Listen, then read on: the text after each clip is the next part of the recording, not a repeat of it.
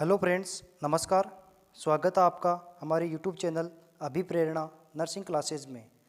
तो आज का हमारा टॉपिक है वो है कॉन्ट्रा इंडिकेशंस ऑफ वैक्सीन्स, यानी जितनी भी वैक्सीन्स हैं उनके द्वारा जो जो कॉन्ट्रा इंडिकेशंस हैं, यानी जो वैक्सीन है उनको कौन कौन सी कंडीशन के अंदर हम यूज़ में नहीं लेते हैं, यानी जो वैक्सीन्स है कहाँ कहाँ पर कॉन्ट्रा इंडिकेटेड होती है, तो वहाँ पर जो वैक्सीन्स हैं उनको यूज में नहीं लेना है।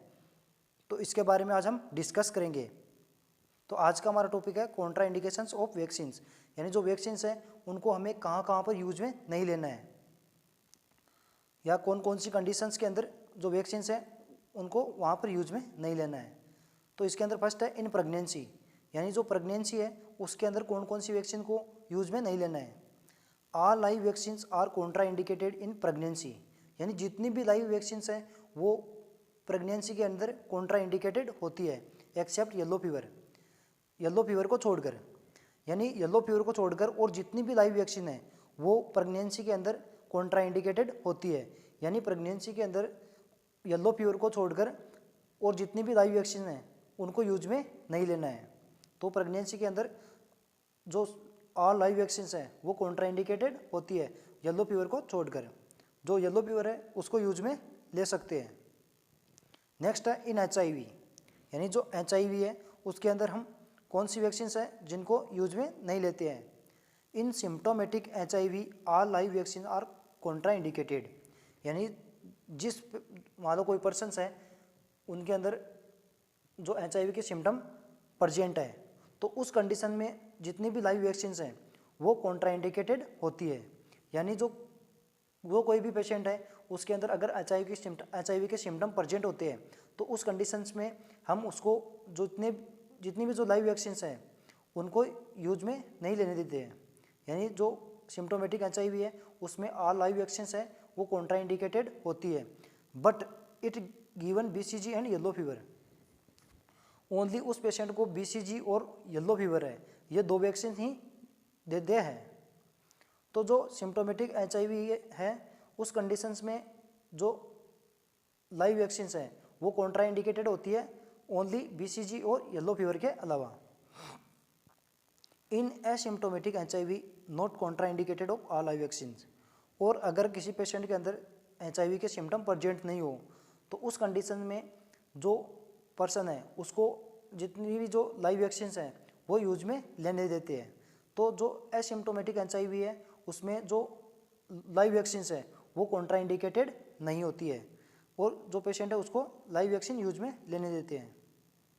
नेक्स्ट है इम्यून सप्रेसिव मेडिकेशंस, यानी कोई भी पर्सन है जो इम्यून सप्रेसिव मेडिकेशन ले रहा है तो उस कंडीशन में all live vaccine are contraindicated. यानी कोई पर्सन है जो इम्यून सप्रेसिव मेडिकेशन ले रहा है तो उस कंडीशन में जितने भी लाइव वैक्सीन हैं वो कॉन्ट्रा इंडिकेटेड होती है। उस पर्सन को जो लाइव वैक्सीन ले रहा है वो रोक देनी है और उसको जो लाइव वैक्सीन है वो यूज में नहीं लेना है क्योंकि वो और ज़्यादा टॉक्सिसिटी कोज कर सकती है। नेक्स्ट है इन फीवर, यानी फीवर की कंडीशन में typhoid vaccine live and killed are contraindicated. यानी कोई पर्सन है जिसमें फीवर है, यानी फीवर प्रेजेंट है, तो उस कंडीशन में उस चाइल्ड को जो टाइफॉइड वैक्सीन है, जो लाइव टाइफॉइड वैक्सीन और जो किल्ड टाइफॉइड वैक्सीन है, ये दोनों ही कॉन्ट्रा इंडिकेटेड होती है। तो ये दोनों वैक्सीन ही उस चाइल्ड को नहीं देनी है। नेक्स्ट है इन लैक्टेशन, यानी जो लैक्टेशन की कंडीशन है उस कंडीशन में कौन सी वैक्सीन यूज में नहीं लेते हैं। येलो फीवर वैक्सीन है आर कॉन्ट्रा इंडिकेटेड, जो येलो फीवर वैक्सीन है वो कॉन्ट्रा इंडिकेटेड होती है। यानी जो लैक्टेशन की कंडीशन है उस कंडीशन में जो येलो फीवर वैक्सीन है वो यूज में नहीं लेना है क्योंकि ये वैक्सीन कॉन्ट्रा इंडिकेटेड होती है लैक्टेशन की कंडीशन के अंदर। तो लैक्टेशन की कंडीशन है उसके अंदर जो येलो फीवर वैक्सीन है वो यूज में नहीं लेना है। नेक्स्ट है इन डायरिया, यानी जो डायरिया है उस कंडीशन में कौन सी वैक्सीन यूज में नहीं लेते हैं। नॉट कॉन्ट्रा इंडिकेटेड, यानी जितनी भी जो लाइव वैक्सीन है वो कोई भी कॉन्ट्रा इंडिकेटेड नहीं होती है। जो डायरिया की कंडीशन में है उसमें all live vaccine are use, जितनी भी जो लाइव वैक्सीन है वो यूज में ले सकते हैं, कोई भी कॉन्ट्रा इंडिकेटेड नहीं है। तो जो डायरिया है उस कंडीशन में जो जितनी भी लाइव वैक्सीन है वो यूज में ले सकते हैं, यह कोई भी कॉन्ट्रा इंडिकेटेड नहीं है। नेक्स्ट है इन एलर्जिक रिएक्शन, यानी कोई भी जो वैक्सीन है वो जिसको लेने के बाद जो टॉक्सिसिटी होती है या एलर्जिक रिएक्शन होती है, तो वो कौन सी वैक्सीन के अंदर होती है? All killed vaccine are contraindicated. यानी कोई भी एलर्जिक रिएक्शन है उसके अंदर जितनी भी जो किल्ड वैक्सीन है वो कॉन्ट्राइंडिकेटेड होती है। तो एलर्जी की कंडीशन में कोई सी भी जो किल्ड वैक्सीन है वो यूज में नहीं लेनी है, क्योंकि ये कॉन्ट्राइंडिकेटेड होती है एलर्जी रिएक्शन में। नेक्स्ट है इन माल न्यूट्रिशन, यानी माल न्यूट्रिशन की कंडीशन में if the weight of new born baby is less than 2 kg, अगर मान लो कोई जो न्यू बॉर्न बेबी है उसका वेट 2 kg से कम है, तो उस कंडीशन में hepatitis B vaccine are contraindicated. यानी जो न्यू बॉर्न बेबी है उसका वेट 2 kg से कम है या माल न्यूट्रिशन की कंडीशन में है, तो उस कंडीशन में जो हेपेटाइटिस बी वैक्सीन है वो कॉन्ट्राइंडिकेटेड होती है। तो बेबी को जो हेपेटाइटिस बी वैक्सीन है वो यूज में नहीं लेनी है।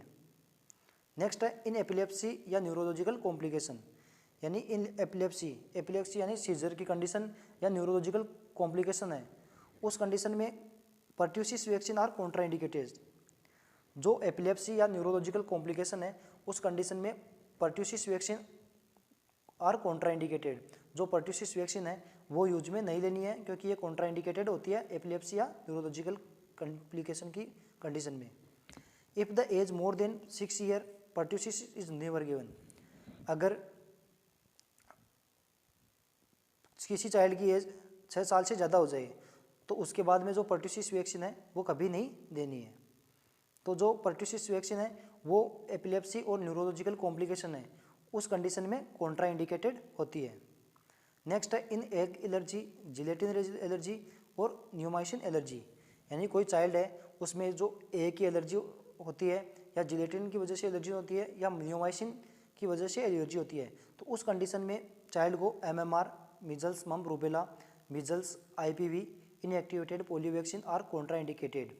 यानी कोई चाइल्ड है जिसके अंदर एग से एलर्जी होती है या जेलेटिन से एलर्जी होती है या न्यूमाइसिन से एलर्जी होती है, तो उस कंडीशन में measles mumps rubella, MMR vaccine, measles IPV, inactivated polio vaccine जो क्या करती है कॉन्ट्राइंडिकेटेड होती है। तो इन वैक्सीन को यूज में नहीं लेना है।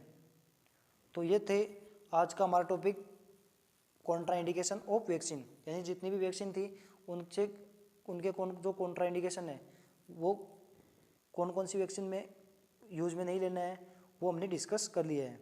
यानी जो भी वैक्सीन है वो कहाँ कहाँ पर यूज में नहीं लेनी है वो हमने डिस्कस कर लिया है।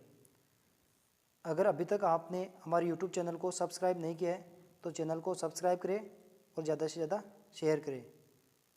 Thank you.